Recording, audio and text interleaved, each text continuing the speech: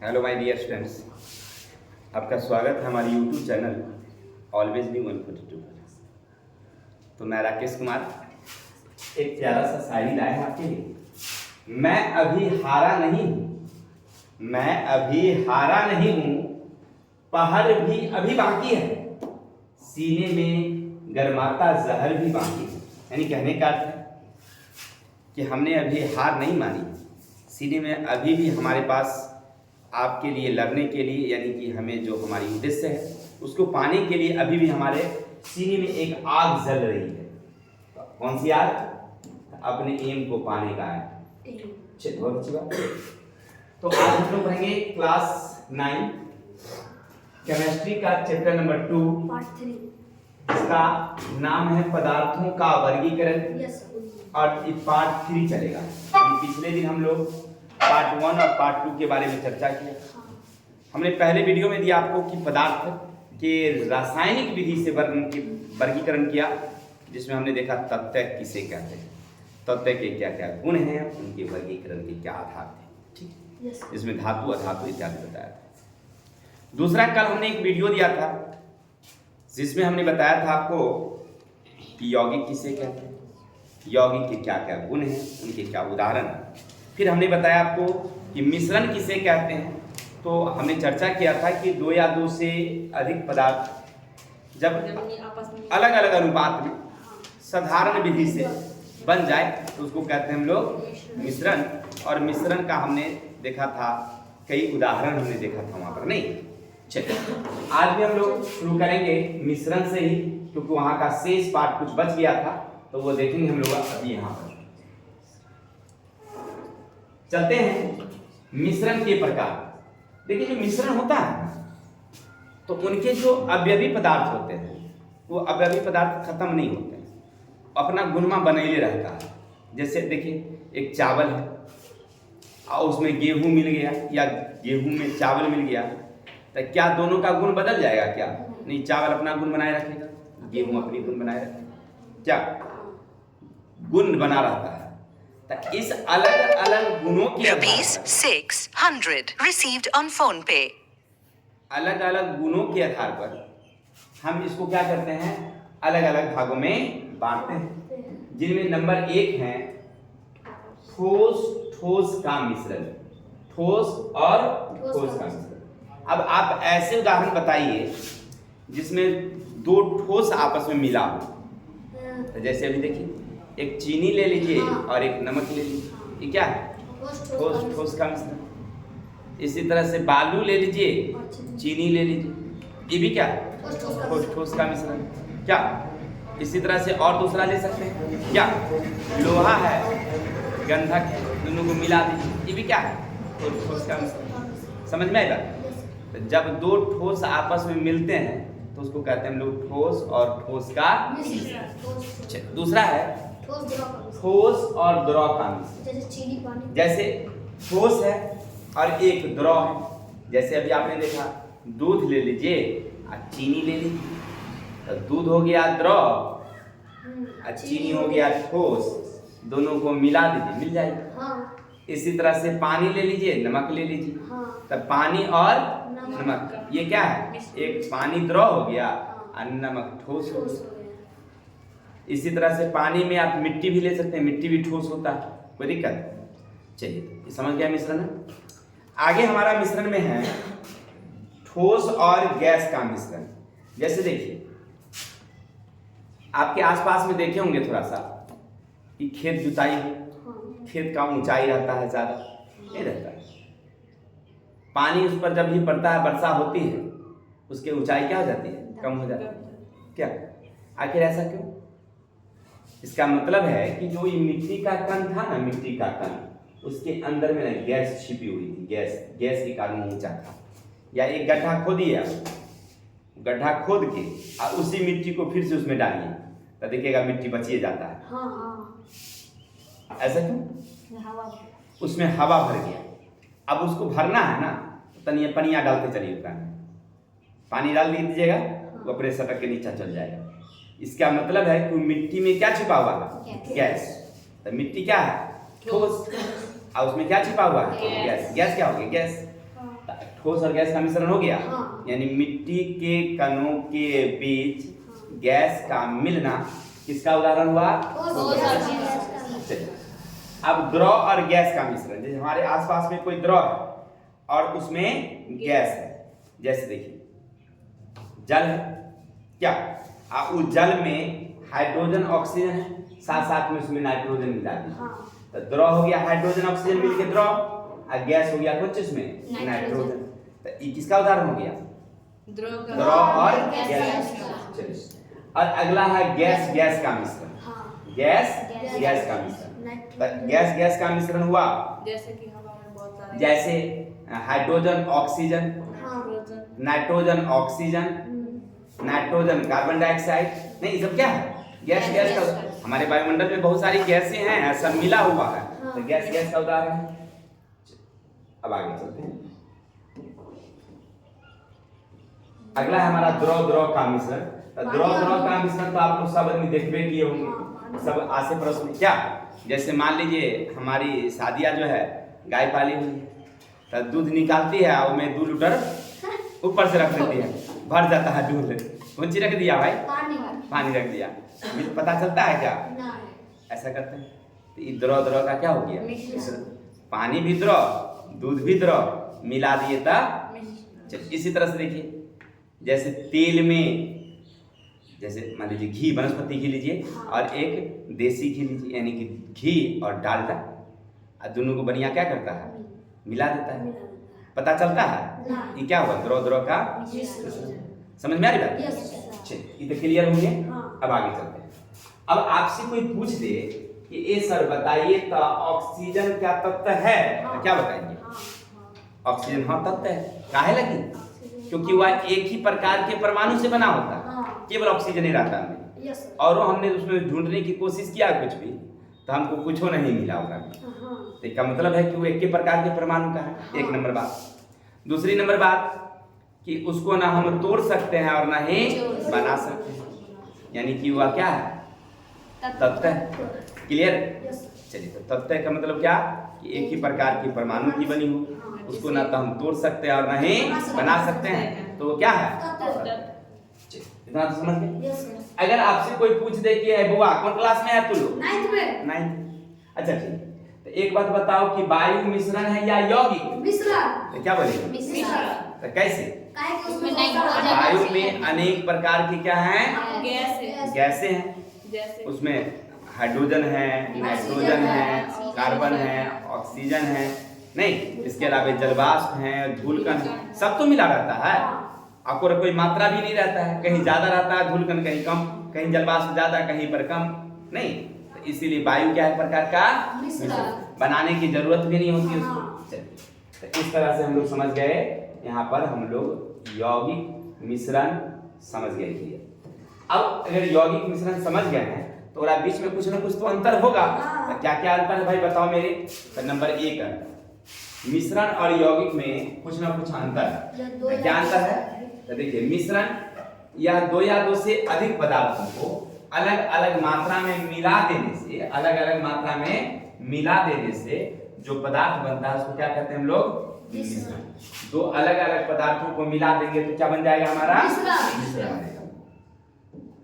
ठीक है। जैसे देखिए उदाहरण के तौर पर कि मतलब चीनी लीजिए और जल लीजिए, अब उसको अलग अलग मात्रा में मिला दीजिए। कोई आदमी क्या किया, 1 लीटर पानी लिया, अब बड़ा कंजूस आदमी है, 25 ग्राम में चीनी डाला क्या, और कोई भी और ले सकते हैं। अब मान लीजिए कोई आदमी ऐसा है कि उसमें 200 ग्राम चीनी दिया, पूरा गमगमा दिया अच्छा से, क्या कहने का अर्थ है कि वह अलग अलग मात्रा से भी बनाया जा सकता है क्या। लेकिन यौगिक में 2 अलग अलग मात्रा रहेगा, लेकिन अलग अलग नहीं, निश्चित मात्रा होना चाहिए। 2 पदार्थ रहेंगे लेकिन निश्चित रहेगा। जैसे देखिए, हाइड्रोजन आप 2 किलो लेंगे तो ऑक्सीजन 1 किलो लेना होगा। कम कर दीजिएगा तभी वो जल्दी बनेगा, ज्यादा कर दीजिएगा तभी वो नहीं बनेगा। समझे? तो वहां पर यौगिक जो बनेगी उनमें जो अवयवी पदार्थ हैं उसकी मात्रा निश्चित होती है, लेकिन यौगिक में निश्चित अलग अलग अनुपात में हो सकते हैं। क्लियर हो गया? दूसरा मिश्रण, मिश्रण अवयवी सरल पृथक्करण द्वारा, मतलब उसको हम अलग जो है करना पृथक साधारण विधि से कर सकते हैं। मतलब क्या नहीं समझे? मिश्रण है तो बनाना होगा तैयो साधारण विधि से, अलग करना होगा तैयो साधारण विधि से। जैसे मान लीजिए हम बनिया किस्म का आदमी है, तो अब चावल लाए, चावल में क्या करते हैं, एक बोरा में जो है 5 किलो उसमें कंकर मिला देते हैं। क्या मिलाने के लिए कुछ करना होगा क्या? ना, एक कुंटल चावल है, 2 किलो उसमें कंकर मिला दिए, लाए अगर मिला करके ऑन बॉन कर दिए और सबको बेच रहे हैं। क्या ये क्या हुआ? मिलाने के लिए कुछ करना पड़ रहा? या बड़का बड़का चावल होता है, टुकड़ा वाला चावल रख दिए 5 किलो, मिला दिए, तो मिलाने के लिए कुछ मशीन की जरूरत हुई, उष्मा की जरूरत हुई। अलग करना होगा तो उसको भी अलग साधारण विधि से कर सकते हैं, हाथ से चुन लेंगे या डगरा से फटाक फटाक कर देंगे। क्या तो यही कह रहा है कि मिश्रण के जो अवयव है ना, चाहे उसको बनाना हो या पृथक करना हो, तो साधारण विधि से हो सकता है। लेकिन जो यौगिक हैं इनकी जो पृथक करना है तो सरल विधि से नहीं होगा, तब तक रासायनिक विधि अपनाना होगा। समझ रहे हैं? अब आगे मिश्रण, इसके अवयव मौलिक गुण कायम रहता है। मिश्रण जो बनती है तो उनके जो अवयवी पदार्थ होते हैं उसका जो मौलिक गुण होगा, माने उसका जो अपना गुण होगा वो बनल रहता है। जैसे चीनी शरबत, शरबत में चीनी का गुण है कि नहीं है? क्या? लेकिन अगर वही हमने यौगिक बनाया हाइड्रोजन और ऑक्सीजन से, तो क्या हाइड्रोजन का गुण है वहां? जैसे हमने कल बताया था Na+Cl, क्लोरीन तो जहरीली गैस है, इससे बनाए थे, कौन सी बनाए थे? Sodium chloride. क्या इसका गुण है अब वहां पर? नहीं। तो यौगिक में अवयवी पदार्थों के गुण क्या हो जाते हैं? बदल जाते हैं। लेकिन मिश्रण में जो अवयवी पदार्थ हैं उनके गुण बदल जाता है, बैठल रहता है, कोई दिक्कत? आगे यानी मिश्रण जो है वो समांग भी होता है और विसमांग भी होता है। समांग माने सब जगह बराबर, और विसमांग माने सब जगह बराबर। जैसे देखिए शरबत में तो आप देखिए दूध में आप पानी मिला देंगे तो सब जगह एक रंग का रहेगा, ये हुआ कौन मिश्रण? समांग मिश्रण। लेकिन चावल में अगर पथरी मिलाएंगे तो क्या जरूरी है कि नीचे ऊपर सब एक रंग का रहेगा? कहीं ज्यादा पथरी होगा, कहीं कम पथरी रहेगा। क्या तो इसको क्या कहेंगे? विसमांग कहेंगे। तो मिश्रण दोनों प्रकार का होगा, लेकिन यौगिक जो होता है ना वह समांगे होता है, विसमांग नहीं होता है। क्या? जैसे देखिए जल बनाएगा तो जल आप चाहे गंगसारा से ले लीजिए, यहाँ कुआं से, उसको तोड़िए तो हाइड्रोजन ऑक्सीजन का वही अनुपात, यानी 2 किलो हाइड्रोजन निकलेगा 1 किलो ऑक्सीजन। उसी जल को दिल्ली से लीजिए, उसको तोड़िए तो वही अनुपात, वही मुंबई के समुद्र से लीजिए वही अनुपात। नहीं, चाहे आप जल कहीं से भी लीजिए ओकरे अनुपात क्या होगा? एक ही होगा। इसको कहेंगे समांग मिश्रण। अब आगे मिश्रण में कोई नया पदार्थ नहीं बनता है। मिश्रण कर देंगे ना तो कोई नया पदार्थ नहीं, ओकरा नाम हम कर देते हैं वो अलग बात है। जैसे दाल चावल रख दिए तो खिचड़ी हो गया, तो लोग खिचड़ी कह देता है, और आप कोई सकते हैं इसमें दाल और चावल मिलल है, नहीं कह सकते, कोई दिक्कत? शरबत हो गया तो क्या कर देंगे? चीनी पानी नहीं कहा, पानी है उसमें चीनी मिला लिया। एक बच्चे को हमने कहा इसी तरह से 9th में पढ़ रही थी, हमने कहा कि जाओ घर से पानी ले आओ, घर में कोई नहीं था संयोग से, वो गया पानी 1 गिलास ले लिया, वहीं पर नमक का वो डब्बा रखा था, नहीं वो क्या किया उसमें थोड़ा सा नमक रख के उसमें मिला दिया, आकर के हमको दे दिया, जैसे पिए तो नमकीन लगा। तो हमने बोला कहाँ से लाई है? चापाकल से चला कर लाया। हम कहते इसमें नमक कहाँ से आया? तो हम नहीं जानते, क्योंकि कलाकार ही उसी का था, ठीक है। तो इसका मतलब क्या समझा कि उस नमक उसमें मिला हुआ है, तो हम उसको तो शरबत नहीं कहे, हम क्या कहे? पानी है और नमक मिला हुआ है, लेकिन उसका नाम वही है। लेकिन क्या NaCl सोडियम और क्लोरीन जब बन जाते हैं कौन चीज? नमक, तो कोई कहता है कि N में इसमें Na और Cl मिलल है, अगर नामे अलग है, गुण में अलग है, सब कुछ अलग हो जाता है। क्या अब हम सब पढ़ते हैं, आप सब पढ़ते हैं, जानते हैं, इसीलिए कहते हैं कि इसमें कौन सी मिलल होगा? NaCl। लेकिन सामान्य तो उसको लोग क्या कहते हैं? ठीक है, चलिए। तो यानी कहने का अर्थ है कि यौगिक में नया पदार्थ बनते हैं जबकि मिश्रण में नया पदार्थ नहीं बनता। आप पढ़ रहे थे मिश्रण यौगिक में अंतर, तो मिश्रण में हमने कहा कि 2 या 2 से अधिक पदार्थ मिलेंगे लेकिन सामान्य विधि से, अनिश्चित अनुपात में। यौगिक में 2 या 2 से अधिक पदार्थ मिलेंगे लेकिन निश्चित अनुपात, ठीक है। इतना सब क्लियर हो गया। अब आगे चलते हैं।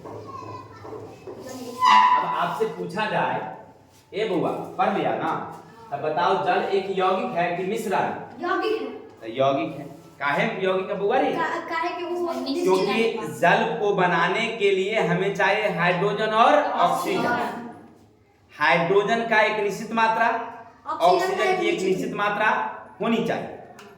साथ ही साथ ओकरा हम रासायनिक विधि से बना सकते हैं। सामान्य विधि से वो डब्बा में रख देंगे 2 किलो हाइड्रोजन 1 किलो ऑक्सीजन और बंद का कहना ना कि हिला देंगे तो बन जाएगा? नहीं ना, शरबतवा तो हो ही जाता कि एगो बोतल में रख देंगे कौन चीज? पानी और अंदर रख देंगे, ढक्कन लगा देंगे और 4 बार हिला देंगे तो क्या हो जाएगी? लेकिन रख तो हाइड्रोजन रख दो और फिर ऑक्सीजन रख दो, बोतल में हाइड्रोजन भर दो, ऑक्सीजन भर दो, भर दिया, अब मिला दो, 2 बार हिला दो तो नहीं बना। इसका मतलब है कि रासायनिक विधि का उपयोग करना होता है। तो रासायनिक विधि से बनता है, एक निश्चित अनुपात में रखना पड़ता है। इस कारण से जल क्या है हमारा? यौगिक, मिश्रण नहीं। इतना समझ गए? अब आगे चलते हैं। हमारे जीवन में बहुत सारे मिश्रण हैं जिसका कुछ न कुछ उपयोग है। हमारे जीवन में बहुत सारे मिश्रण हैं जिसका उपयोग है। मिश्रण है फिर भी उपयोग है। कुछ मिश्रण ऐसे हैं जिसका उपयोग नहीं है, तब तो अलग करना होता है मेरे भाई। जैसे आप समझिए, आपके यहाँ चावल आता हो, मम्मी वो डगरी में रख लेती है, और में से पत्थर उत्थर बालू उलू को हटाती है, चुन चान नहीं। अब तो थोड़ा सा क्या हो गया कि आधुनिक मशीनें सब आ गई है, तो उसका स्टॉक सब अलग कर देता है, पहले ही पत्थर बालू को हटा देता है। अब उसमें कंकर पत्थर नहीं होता है। पहले के ज़माने में जो मशीनें हुआ करती थी कमज़ोर क्वालिटी की होती थी, धान से जब बनता था ना उसमें क्या कहते चावल, तो उसमें बहुत सारा पत्थर रहता था। उसमें जब हम लोग चावल खाते थे ना तब मौरल मक्खी सन के रहता था, बहुत मुँह पर थे वो, हाँ समझे। लेकिन अब चावल भी नहीं आता है, वो सब खत्म हो गया जमाना सिस्टम क्या। तो अब तो देखिए, बस देखिए जाइएगा भोज में, हम लोगों के यहाँ जब भोज हुआ था, मान लीजिए हमारी मतलब अपने यहाँ जब भोज हुआ था तुम देखे थे कि पिताजी चावल लाए, उछल दिए, गांव की टोले मोहल्ले की 4-5 औरतें आई और सब डगरा से चुन चुन के उसको जो है पत्थर उत्थर को हटाई उसमें से अच्छा से, और तब उसका भोज पका था। एक्स्ट्रा पैसा नहीं, लेकिन अब क्या होता है कि पैकेट बंद आया, उतर गया कहाँ पर? भंसिया के पास में, अब बोरा खोला उधर दिया उसे, उसको छांट बांट करने की जरूरत नहीं, क्योंकि वो जानता है कि इसमें कोई पथरी नहीं है क्या। पहले हटाना पड़ता था, ये अलग तरीका हुआ। जैसे अभी भी आपके घरों में आटा को चाला जाता है नहीं, उसमें से घून पपड़ी या अन्य प्रकार के जो चोकर टोकर है, भले हम लोग जानते हैं कि चोकर उपयोगी है, लेकिन फिर भी मोटी रोटी जो है ना वो मुलायम नहीं होता है। तो रोटी को स्पंजी मुलायम बनाने के लिए चोकर को क्या करना पड़ता है? हटाना पड़ता है। चोकर सहित बना दीजिएगा ना तो वो उतना रोटी अच्छा नहीं होगा, खूबसूरत नहीं होगा, मुलायम नहीं होगा। लेकिन कहने का अर्थ ये है हमारा कि कुछ में तो हमको अलग करना पड़ता है मिश्रण में से, लेकिन कुछ मिश्रण ऐसे हैं जिसमें हमको अलग करने की जरूरत नहीं है, वो डायरेक्ट उपयोग होता है। तो कहेगा सर जी कहाँ? तो दूध देखो, दूध एक प्रकार का क्या है? मिश्रण। यह जल, वसा और प्रोटीन तीनों का मिला हुआ चीज है। उसमें जल भी रहता है, वसा भी रहता है और प्रोटीन भी रहता है, तीनों का वो मिश्रण है। कोई दिक्कत? कोई पशु में देखिएगा ज्यादा प्रोटीन रहता है, वसा रहता है, किसी पशु में कम रहता है। नहीं, दूध देखिएगा जैसे भैंस की दूध हो जाए, गौर करिए, तो गाढ़ा गाढ़ा रहता है, एकदम खाइए एकदम मुँह लपलाहट सब आ जाएगा। क्या जी होता है कि नहीं होता? आप कोनो गाय का दूध खाइए, पानी सनक रहता है दूध, क्या इसका मतलब उसके दूध में प्रोटीन वसा कम होगा, किसी में ज्यादा होगा नहीं। तो कहने का अर्थ हमारा ये था कि दूध क्या हमारे प्रकार का मिश्रण है, लेकिन फिर भी हम लोग उपयोग करते हैं। इसी तरह से स्याही जो देख रहे हैं, स्याही का मतलब इंक, जैसे हम लोग व्हाइट बोर्ड पर लिखते हैं तो उसमें कलम में एक इंक भरते हैं, उसमें क्या होगा? पानी होगा, रंग होगा। अब ब्लू वाले से लिखते हैं तो ब्लू इंक होगा उसमें, लाल वाले से लिखते हैं तो लाल इंक होगा उसमें, नहीं जी रंग। उसी तरह से अगर हम लोग क्या कहते हैं ब्लू वाले काले से लिखते हैं तो पानी होगा, ऊपर में कौन सी होगा? काला रंग होगा। यानी कि स्याही में रहता है जल और कई प्रकार के उसमें रंग होते हैं, ये दोनों का मिश्रण होता है, कॉम्बिनेशन अलग अलग रहता है, कोई ज्यादा कभी कम। हो गया? चलिए इसी तरह से आगे है मृदुपय।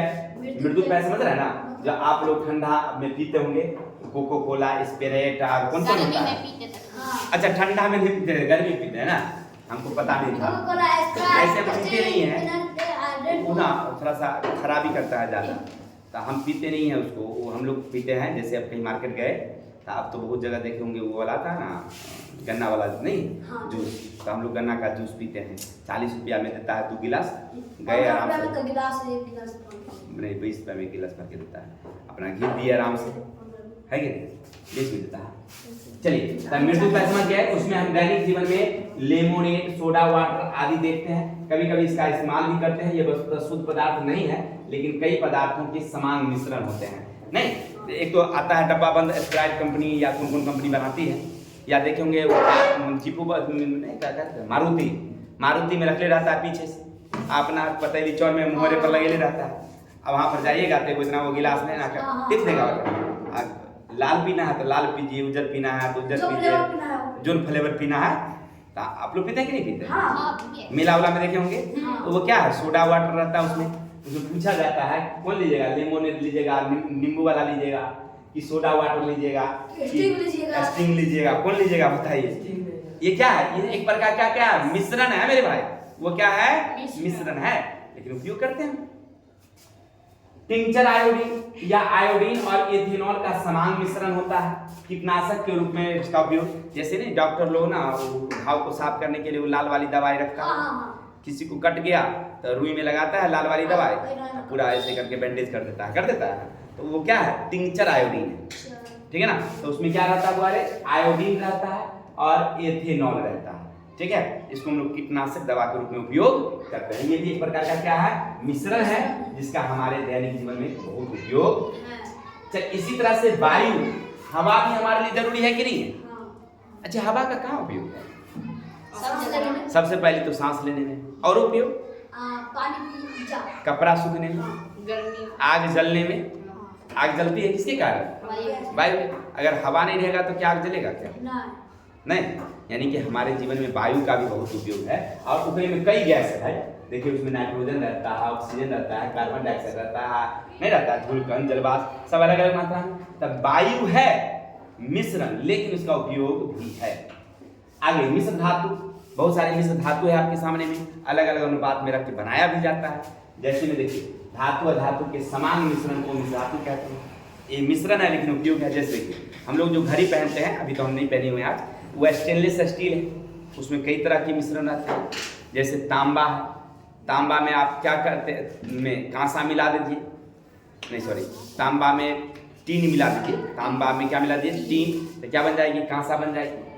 तांबा में जस्ता मिला दिए, पीतल बन जाएगी, नहीं बन जाएगी। तो ये पीतल जो है ना, वो क्या है, मिश्र धातु है। कांसा क्या है, मिश्र धातु है। अब कांसा का उपयोग तो सिक्का बनाने में, मूर्तियां बनाने में, है ना, तो इस तरह से बर्तन बनाने में किया जाता है। तो ये मिश्र धातु भी एक प्रकार का क्या है, मिश्रण है, और इसका भी हमारे दैनिक जीवन में उपयोग है। किसी को दिक्कत, चलते हैं। अभी तक हम क्या पढ़े, अभी तक हम लोग पढ़े, सबसे पहला हमने पढ़ा कि मिश्रण के कई प्रकार, जिसमें हमने देखा ठोस ठोस का मिश्रण, ठोस द्रव का, नहीं ठोस गैस का।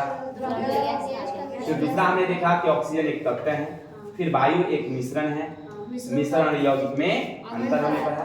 और साथ ही साथ हमने पढ़ा हमारे दैनिक जीवन में उपयोग आने वाली कुछ मिश्रण, जिसमें दूध है, स्याही है, मृदुकण है, टिंचर आयोडीन है, वायु है और मिश्र धातु है।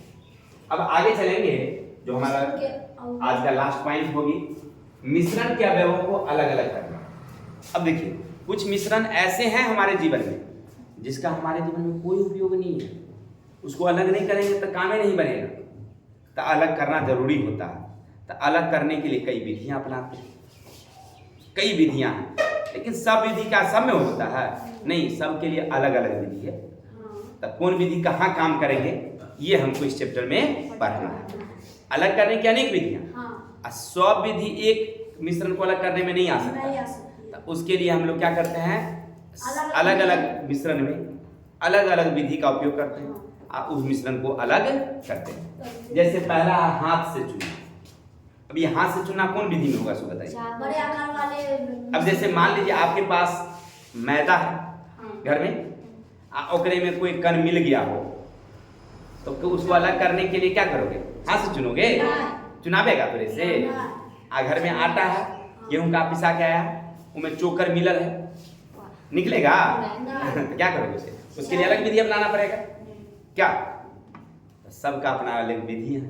तो कौन विधि? तो पहला है हाथ से चुनना विधि। इसमें क्या करते हैं, जब मोटे मोटे कण रहेगा ना तो अब हम लोग किस विधि का उपयोग करते हैं?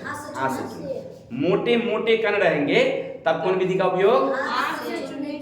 कैसे? देखिए, अब आपके घर में चावल आए और उसमें मोटे मोटे क्या है? पत्थर है, तो आप क्या करते हैं? नहीं, डगरा में फैला देते हैं, सूप में फैला देते हैं, उसमें जो मोटा मोटा कण है उसको चुन के हटा देते हैं। लेकिन कब? जब कम मात्रा है वो ज़्यादा मात्रा रहेगा तो क्या? अब चावल मान लीजिए आपके पास 5 किलो है, 2 किलो है, 3 किलो है, तो उसमें 10-20 को पत्थर है।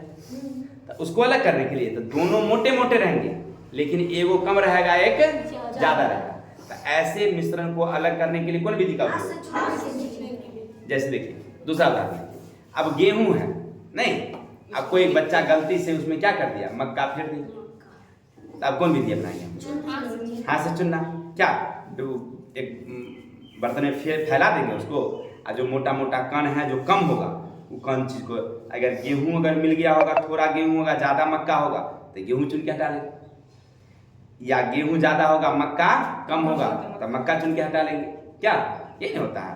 पहले हम लोग जो पढ़ते थे, मतलब सॉरी, बचपन में हम लोग देखते थे, हमारी माँ जो है चावल लाती थी कि दुकान से खरीद करके, या अपने घर में भी रहता था, तो हम लोग क्या करते थे, देखते थे कि माँ लाई और में बहुत सारा धान रहता था, तो हम लोगों को भी क्योंकि उसको काम रहता था अगर ज़्यादा, तो कह देती थी कि तू लोग जब तक इसमें से धान चुन के हटा दे, तो हम लोग वो डगरा में रख देती थी, अपना बिन बिन के अच्छा से देख देख के 10-20-50 को धान रहता था, चुन के हटा देते थे। काला काला जो रहता था चावल, जो नहीं पता है, जब पक जाता था तो मक्खी सन के हो जाता था लेकिन फिर भी लोग खाता था क्योंकि सबके यही स्थिति थी। तो क्या करते? देखिए, हम लोग अभी कपड़ा कितना पहनते हैं, मतलब 1000-2000 का कपड़ा का कोई वैल्यू नहीं है कि नहीं? हमको याद है बचपन में एक वो कपड़ा हमको मिलता था, बचपन में वो कपड़ा, उसी पैंट पहन करके जाते थे, हाफ पैंट, 7वां तक पढ़ते थे, वो छोटा इंग्लिश से पहनते, ठीक है। और जब तनका छेद हो जाता था तब आवाज़, मतलब वो कहते थे, पूरा जब आवाज़ हो जाता था, पंक्चर हो जाता था, तब वो खरीदती थी। हाँ, छेद हो जाता था तब नहीं मिलता था, जब पूरा आवाज़ हो जाता था, पंक्चर साट करके कुछ दिन चलाते थे तब मिलता था। तो जमाना वो अलग था। अब ये है, ऐसा कुछ पढ़ता है? कोई बच्चा पहनेगा? हाँ, पहले क्या एक्स्ट्रा सब लोगों के पास है, तो जमाना था। तो कहने का मतलब ऐसा है कि हाथ से चुनने की विधि इसमें रहेगा, इसमें मोटे मोटे कण रहेंगे, एक ज्यादा और एक कम रहेंगे। कोई दिक्कत? अब अगली विधि चलेंगे हम लोग, चलनी से चाल, है ना? वो गाना भी हुआ, नहीं सुनते होगे? चलनी से चालल दुल्हा शुभ के फटकारल, नहीं देखे हम लोगों को गीत में गाया जाता है। तो कहने का अर्थ चलनी से चाल कर मतलब क्या? मतलब अच्छा चीज को हम लोग क्या करते हैं, उसको चाहते हैं, तो उसमें या तो खराब चीज को नीचे फेंक देते हैं या अच्छा चीज को ऊपर रख लेते हैं, नहीं यही ना होता है, समझिए। अब ये उपयोग कब होगा? जब दोनों कण महीन होगा, दोनों कण जिसको हाथ से चुनना संभव नहीं, ऐसे मिश्रण को अलग करने के लिए किसका उपयोग? जैसे गेहूं का आटा है आपके घर में, उसमें चोकर मिली हुई है, तो क्या करते हैं हम लोग? चलनी रख देते हैं गेहूं को, गेहूं नहीं, आटे को, और उसको चाल देते हैं, तो जो महीन कण है वो नीचे गिर जाती है, और जो गंदगी कचरा है वो क्या हो जाता है? ऊपर रह जाता है, अलग हो गया। तो इस तरह से मिश्रण को अलग करने के लिए 45 मिनट, मिश्रण को अलग करने के लिए हम लोग किसका उपयोग करते हैं? चलनी का उपयोग। नहीं, तो आप समझ गए? तो हम लोग आज पढ़ रहे थे मिश्रण के गुण, इसके अलावा मिश्रण के प्रकार, फिर मिश्रण को अलग करने की विधियां। बाकी हम लोग जो बच गया है इसका शेष भाग वो कल नेक्स्ट वीडियो में हम लोग देखेंगे। चैप्टर बहुत लंबा है, थोड़ा थोड़ा करके हम लोग देखते हैं, तो आज के लिए इतनी रहने देते हैं। कल मिलेंगे नेक्स्ट वीडियो के साथ, तब तक के लिए हंसते रहिए, मुस्कुराते रहिए। अगर आपको हमारी वीडियो अच्छा लगता हो, लाइक कमेंट्स करिए, शेयर करिए। विशेष जय हिंद, जय भारत।